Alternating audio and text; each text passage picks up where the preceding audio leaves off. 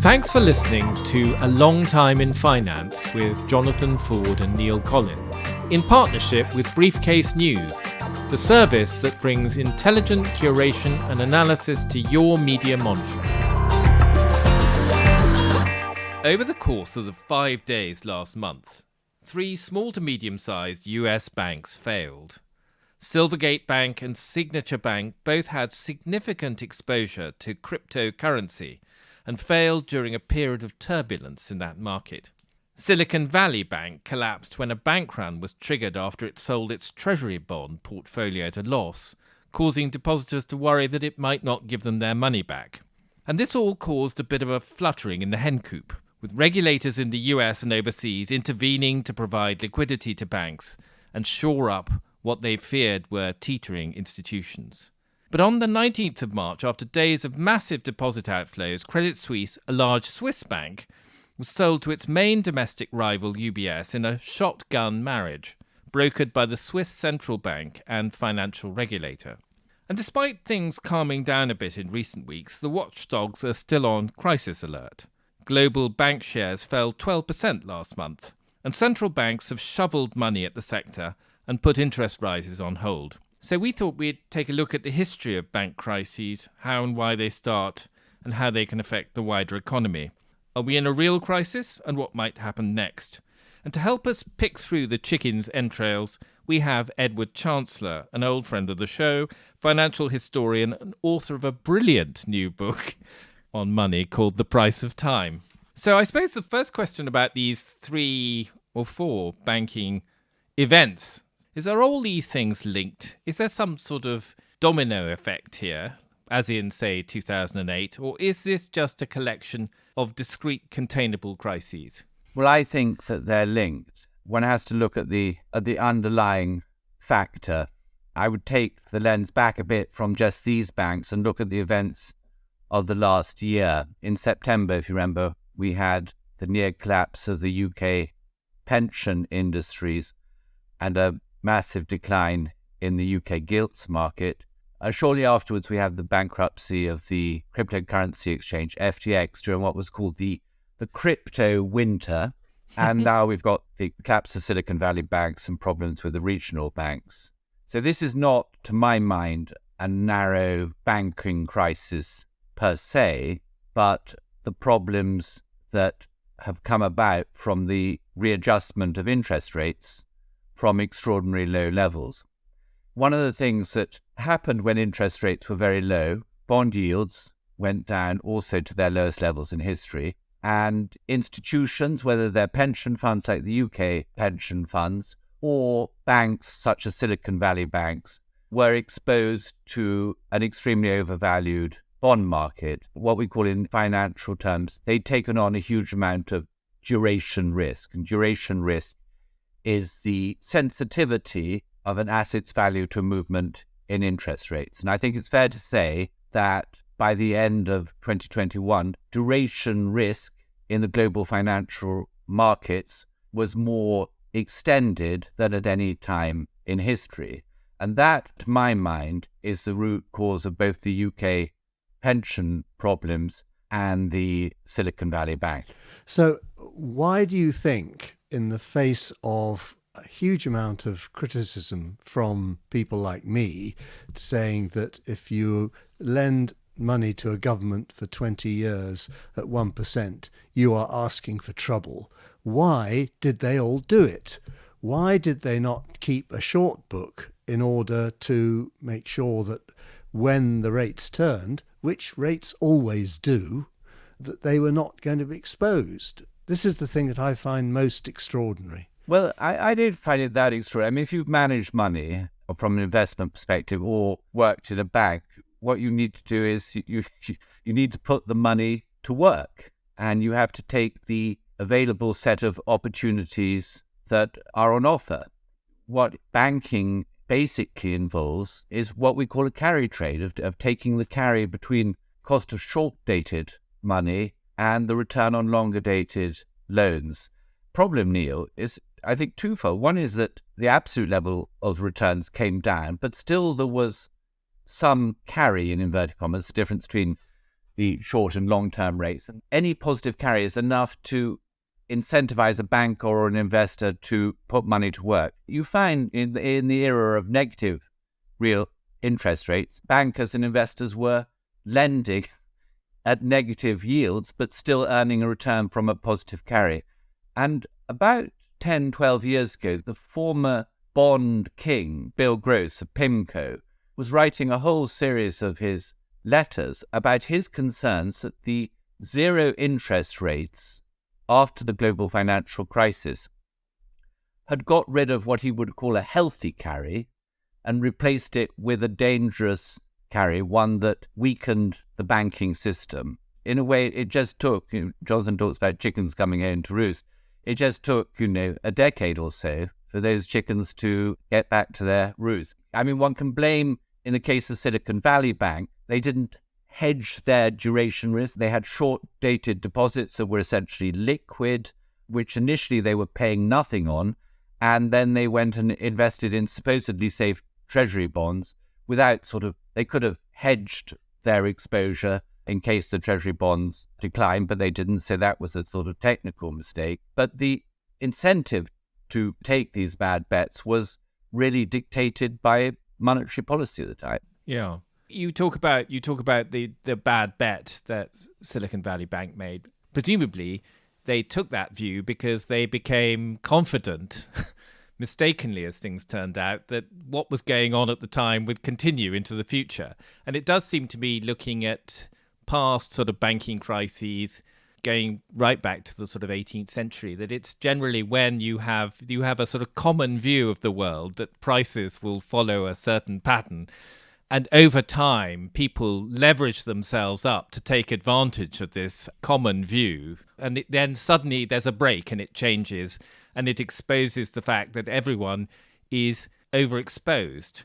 Is there a good historical analogy for this crisis, what you've just described about interest rates? The proximate cause of the banking crisis, in most instances, it is a change in interest rates in one part of the world or another. The rising interest rates is likely to start impairing the values of the bank assets, whether you go back to the global financial crisis, whether they're US subprime mortgage debts, or whether more recently the supposedly safe government bonds, US treasuries that Silicon Valley Bank was holding. I mean, I suppose that the greatest banking crisis in England in the 19th century was one that occurred in 1825. That was a time in which interest rates were very low in the early 1820s. The British banks had been lending a lot to South American countries, the newly independent South American republics. In those days, we were under the gold standard, and when the Bank of England's stock of gold started to decline, it started to raise interest rates to increase it, to encourage gold to come back to the bank, and that triggered a mighty financial banking bust and stock market bust. And really, over the course of the 19th century, a similar type of bust occurred under roughly similar type of circumstances at roughly a 10-year period. So it's horses for courses. But as a key difference, surely, is that with this one, at least so far, the central government has stepped in to underwrite the possible losses to depositors on a very substantial scale never seen before. And surely that is a key difference between allowing these old banks to go bust and take the depositors with them, and now we apparently don't allow that. Yes, and although banks went bust in the global financial crisis, there was a huge amount of support, as you remember, with the various, TARPs and TALFs and quantitative easing of the global financial crisis period. And that was when the Federal Reserve's balance sheet started to expand quite rapidly, I think from sort of roughly 900 billion to over 3 trillion in a short period. And what they've done, as far as I can see now, US authorities have extended deposit insurance to large deposits that were previously uninsured. And the Fed is now providing loans, liquidity, against banks, offering them collateral at a par value when the market value of those bonds may actually be well below par, as was the case in Silicon Valley Bank. So does that solve the problem? It transfers the problem. It transfers the problem from the balance sheet of the regional banks to the balance sheet of the Federal Reserve. Now, the balance sheet of the Federal Reserve, which now swell into north of $9 trillion, might conceivably be under a certain amount of stress in the coming months or years. If it were a private bank, there would no doubt be a run on the Federal Reserve and all the other central banks. Given that they are state banks, people are rather blithe about the risk of the central banks going bankrupt. Last year, the Reserve Bank of Australia announced that it blew its equity. My concern, Neil, to this problem, the transfer of risk, is you get to the point that the central banks themselves are overburdened. What that means, I think, is that people lose confidence in the central banks to both perform their duties of stabilizing the currency while at the same time supporting the banking system. If the safety net that the central bank offers becomes too big and it's forced to continue expanding its balance sheet, so to speak, printing money, you might get to a point that it can't control interest rates, monetary policy any longer. We're not quite at that point yet, but I think the more bailouts the central banks provide, the greater that really the long-term inflation risk underlying everything appears. Can I just home in on one thing you've just said, which is about the circumstances in which the central bank's balance sheet could become so stressed that it became insolvent? Because presumably the losses which the central bank takes if it lends against bonds with impaired values because of moving interest rates is the underlying cause of that stress. Is that right? What people say is that because central banks don't have depositors, they can hold their bonds till maturity. And Silicon Valley Bank might well have been okay if it could have held the bonds to security and kept on to its depositors. The problem for the central banks is that in the end, if they are insolvent, they can either print money or they can call on the taxpayers. Now, the Bank of England actually secured an indemnity from Her Majesty's Treasury when QE was launched. That means the British taxpayer actually is on the hook for all losses on its securities portfolio. And I read earlier this year that they had actually put a sort of footnote to some document the bank sent to the Treasury. They said under worst case scenarios, taxpayers could expect some £200 billion of losses. Now, okay, that's the worst case scenario. But there's a case in which, the taxpayer has a contingent liability. Yes, it's ironic that you made the point a moment ago about central banks under pressure. Of course, one of the central banks that's under the most pressure is the Swiss central bank, having essentially forced the bailout of Credit Suisse by UBS. There is nowhere else to go, really, other than the central bank, which, given their anti-inflation history, is somewhat ironic. Well, the Swiss central bank expended vast amounts of money trying to peg the Swiss franc relative to the euro during the euro crisis and afterwards.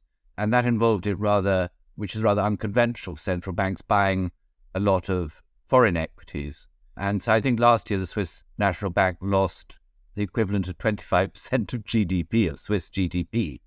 Having said that, it's still quite well capitalized. It had huge profits on its positions. Frankly, it's like a massive hedge fund. It's always a bit problem when Swiss banks get into trouble because they're meant to be the sensible ones. Some historians like Charles Kindleberger have said that the crises follow major financial innovations that provide investors with new and interesting ways to make or indeed lose money. Are they present here? I mean, are things like crypto? No, I don't think so. I think, Jonathan, you could say that was the case in the global financial crisis because collateralized mortgage obligations and complex financial securities were an innovation. There's taking all these risky mortgages, packaging them together and cutting them into different tranches, of which some were supposedly investment grade and others more like equity. That was an innovation. Silicon Valley Bank having a lot of treasury bonds on its balance sheet is not an innovation. But the issue there, I suppose, is to come back to the kind of digital world in which we live, is the idea that the sort of social changes that have been brought about through the use of all these remote working and so forth means that there are hidden losses now within the commercial banking system, which are kind of a secular change as opposed to just the sort of fluctuations up and down in real estate values, which are what have historically caused banking crises. Yeah, to some extent. I mean, there is another issue which we haven't discussed yet, which is both Silicon Valley Bank and the run on Credit Suisse seem to have been accelerated by social media. They say that Silicon Valley's bust was the first Twitter-driven bank run. So, the concerns about bank runs and the solvency of banks are a long-running feature of banking crisis. But now, with the internet, people can express their concerns about solvency of a bank much more rapidly. It's a symptom, though, isn't it? It's Twitter didn't bring down Credit Suisse. Credit Suisse was brought down by all sorts of other problems. Twitter was just a sort of accelerant. I mean, the accelerator is the key. I mean, what a bank run is the formation of a crowd mentality. In the old days, it used to be because, people saw depositors lining up to take out their money from the bank, so they thought they better join them and take their deposit out before there was no money left. Now, that, I think, is communicated online. As you probably recall, Peter Thiel actually publicly advised his investee companies to take their money from Silicon Valley Bank, which was definitely sparking a run. The first financial regulations, Jonathan, in England under Queen Anne were against spreading false rumours in markets that might encourage bank runs. Always hard to prove it's a false rumour when there is a run. Yeah, if it's the bank runs are self-fulfilling prophecies. As long as they're the inverse of a bubble. The bubble is if everyone thinks Bitcoin is going to go up, it will go up. If everyone thinks Silicon Valley Bank is to go down, it will go down. So should we hang Peter Thiel under this obscure piece of legislation? It's very tempting. I wouldn't go that far. So far, you've painted this very gloomy world where rickety banks around the world are addicted to pretty much zero interest rates and will collapse if they're forced to absorb any sort of increase. And technology, meanwhile, has made banks fundamentally much more unstable by allowing Neil, without even going out and putting his coat on, to evacuate his holdings at Credit Suisse or wherever. Switch my million francs switch it into else. Monzo Bank or Atom or something. What is the future then? It sounds to me as if you're saying the only way out of this is to carry on basically where we are, which is to have a mollycoddled financial system with very low interest rates and everyone basically issuing Greenspan puts to all and sundry to keep the show on the road. You could design a better banking system. After the 1930s banking crisis in the US, there were something called the Chicago Plan, which was a call called narrow banking, all banks, deposits to be backed. But Silicon Valley Bank was a sort of narrow bank, wasn't it? It was basically just buying a whole bunch of treasury bonds. Yeah, but that's what narrow banks were supposed to do. But a money market fund invested in 3-month treasury notes is a narrow bank, if you will.